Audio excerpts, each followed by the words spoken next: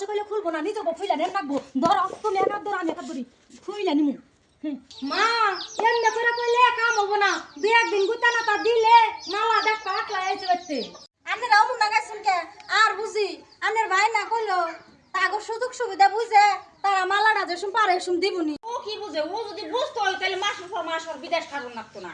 হ ও বৌমা এত চিল্লাচিল্লি করা লাগবো না, আমি রাতে ফোন করে আবারে কমনি যে এত তাড়াতাড়ি পারে মালাটা যাই নাইলে দিয়া যায়।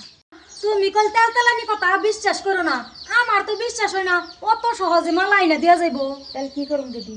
কি করবা বুঝো না, তোমরা যে ওই যে হাতে কানে দিছ ওহানি খুইলা নিয়া ঘরে থিয়ে দাওগা।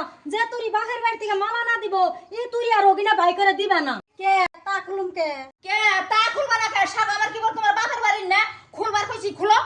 খুলুম না। আপসে কইলে খুলবো না, নিজে ফুইলা নেন রাখবো। ধরো তুমি একাত ধরো, আমি একাত ধরি, ফুইলা নিমু। ও মাওই মাওই মা ও বুঝি গো, ও বুঝি কান্দিস না, কি হইছে? এই যে মালা শুনে আমার হরিতার নুনা সামারে প্রত্যেকদিন অত্যাচার করে। আর অত্যাচার করা হবো না, মালা আমরা নিয়ে আইছি।